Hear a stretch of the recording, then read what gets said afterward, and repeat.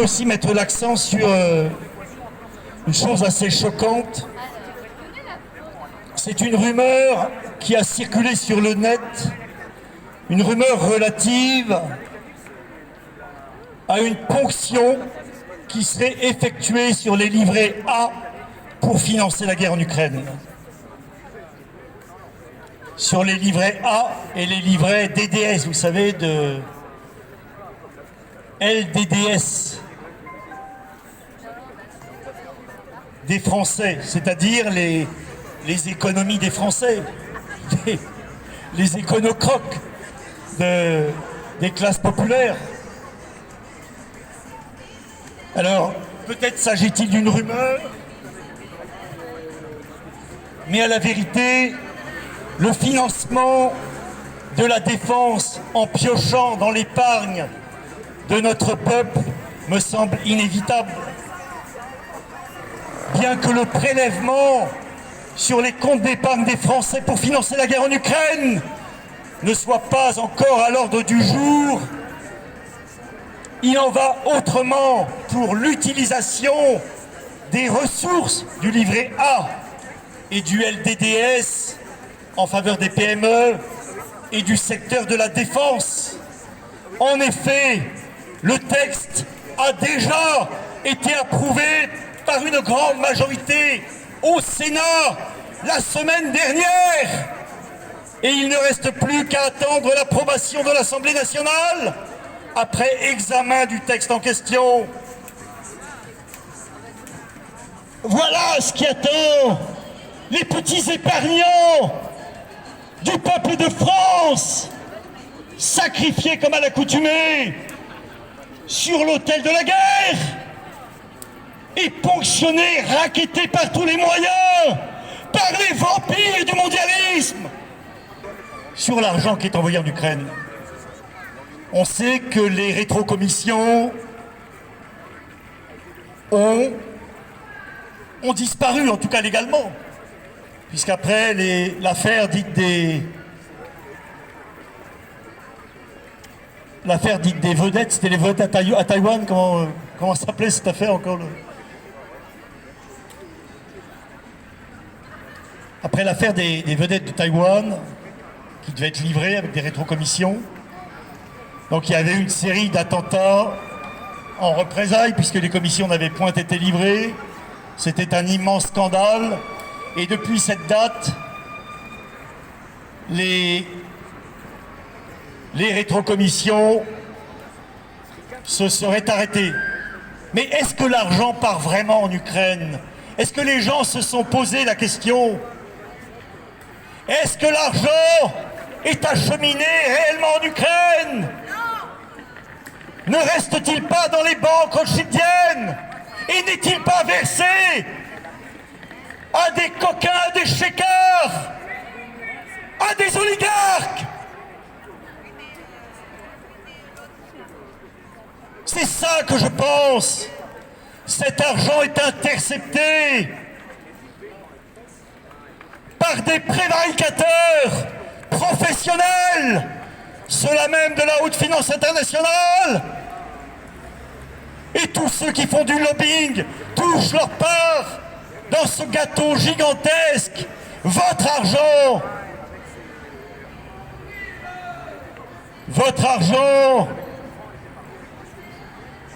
est subtilisé par cette mafia internationale.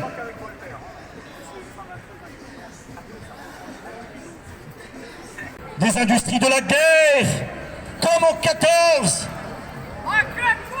comme en 14-18,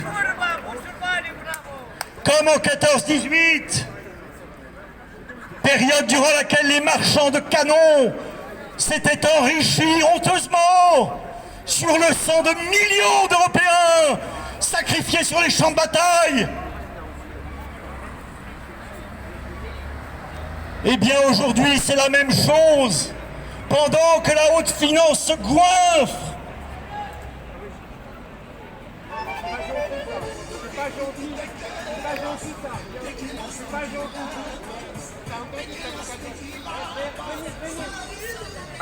Madame,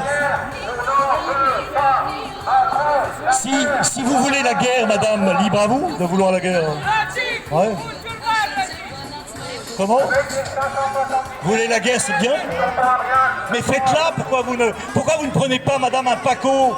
Pourquoi vous ne prenez pas un Paco là, pour partir à la guerre? Puisque maintenant on envoie même des femmes combattre.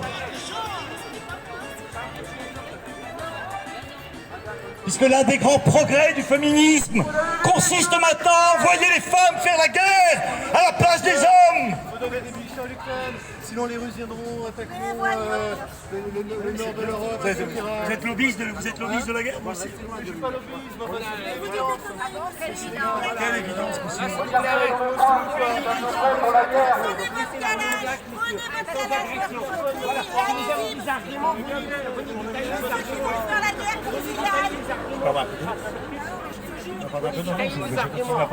Excusez-moi, bon. ici il faut venir de Quelques contestataires.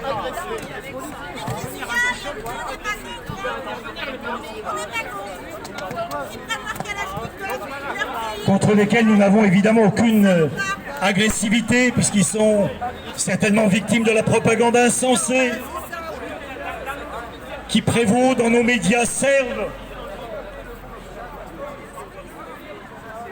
À dire vrai, nous sommes là pour informer la population, et non pas pour débattre dans la rue, alors que là, ce sont des gens qui viennent apporter la contestation, mais sans argument. Sans argument réel. Voilà. Ils veulent la guerre, mais qu'ils la fassent donc. On a les chiffres, on a 9 600 000 Ukrainiens qui ont quitté l'Ukraine. L'Ukraine recherche des hommes, recherche de la chair à canon pour abreuver de sang le front de l'Est. Mais où sont les Ukrainiens? Il y a près de 10 millions de réfugiés ukrainiens en Europe. Je vous donne les chiffres. 1 million. Alors ce ne sont pas seulement les hommes en mesure de combattre. Ce sont aussi les femmes, les enfants. 1 270 000 Ukrainiens en Allemagne. 951 000 en Pologne. 64 725 en France. 102 800 en Irlande, 116 000 aux Pays-Bas, 75 000 en Belgique, 68 000 en Norvège, 44 000 en Suède, 64 000 en Finlande, 75 000 en Lituanie, etc. En Espagne, 197 000, 143 000 en Italie, 381 000 en République tchèque, etc., etc. Pourquoi faut-il faire couler le sang français? Je vous le demande, alors que les Ukrainiens eux-mêmes ne semblent pas enclins à le verser eux-mêmes.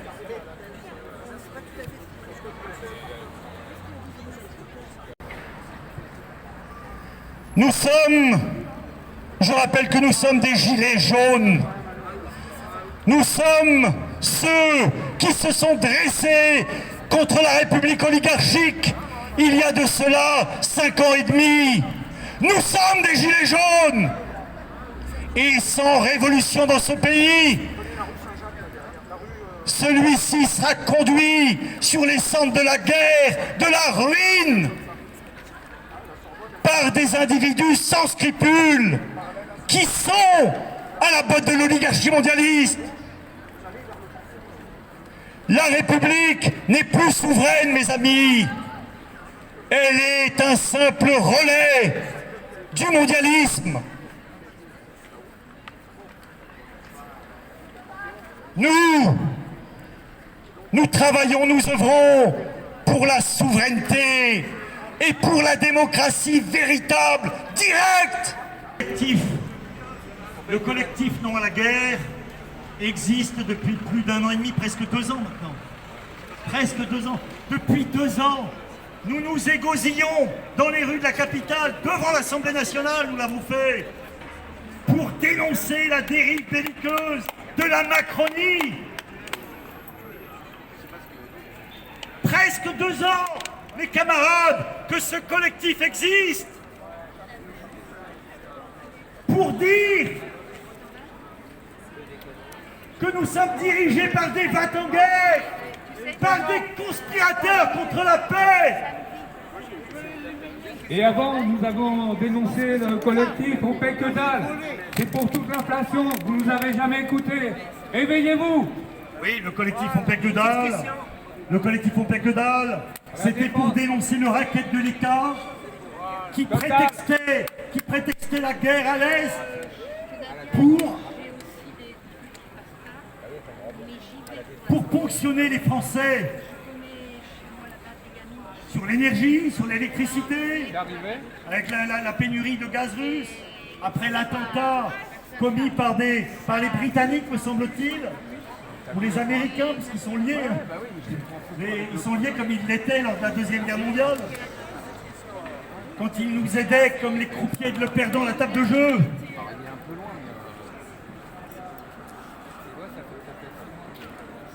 Aujourd'hui, je l'ai dit, le programme, c'est que les comptes épargne, les livrets A, livrets LDDS seront ponctionnés pour cet effort de guerre. Je vous le dis, l'économie française passera en mode de guerre.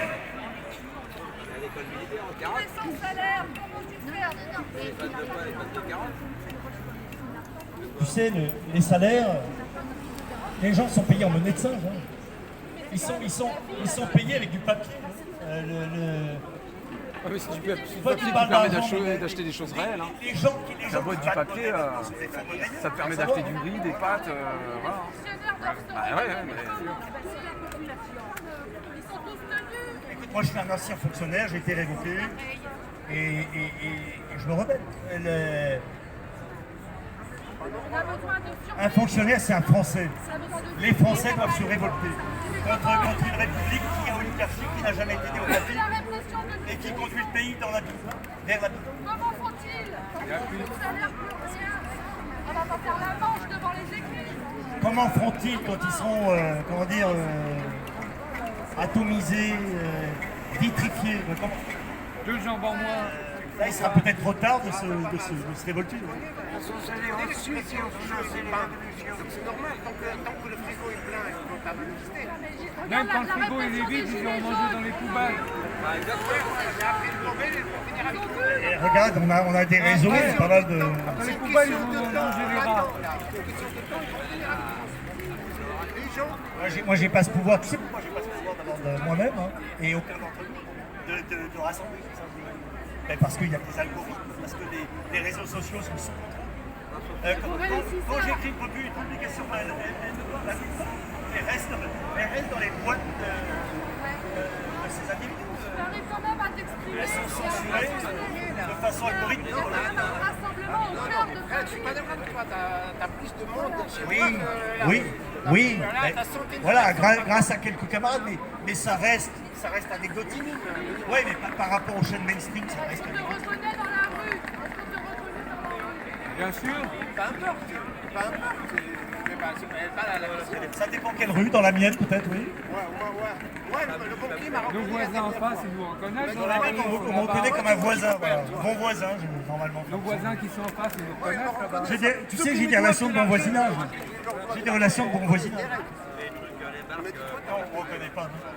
Si on t'invite sur les plateaux télé du mainstream, est-ce que tu y vas? Non, bah, bien sûr que non. Alors pourquoi? Non, faut boycotter. Parce que d'abord, on ne m'invitera pas, donc c'est une question déjà. Non, ça c'est la place, Tekel à Macron. Il y a eu quelques gilets jaunes qui sont allés sur les médias. Les gilets jaunes qui sont allés dans ces médias mainstream ont joué, comment dire, Ça va là? les putes de service. D'accord. ou ils ont été roulés dans la farine, ou alors ils n'avaient pas le bagage, ou en tout cas, comment dire, le discours suffisamment révolutionnaire pour bouger les choses. Et c'est pour ça que il lève le poing, on ne il m'invite la pas. France, etc. Si on m'invitait, je n'irais pas. Il commence à menacer une nana. On va pas dans. Et De même, il est poursuivi, le mec. ouais, de même, je ne vote pas. Pourquoi Il a cherché à me balancer dans la gueule. Je ne vais pas comment dire apporter un J'ai essayé de faire pareil, il m'a évité. parce Il m'a accroché à la gueule. parce que c'est un bon taux l'écran, parce que c'est quand on va à une table de jeu, si le jeu est truqué, on est de toute façon, comment dire, le dindon de la farce. Donc faut pas voter, et en plus voter, c'est légitimer la République, parce que la République ne fonde sa légitimité que sur le vote électoral. Oui, mais je vois qu'il y a des listes de gilets là. On a vu le nommé Lala et quelques camarades qui lancent des listes qui vont comment dire, voilà, ils font 0,5. Réserver les gilets jaunes des fascistes, C'est ridicule. Ce sont des diversions et ces gens-là font le jeu du système, ils alimentent le système, ils alimentent le vote républicain. Et ça, je dénonce ça.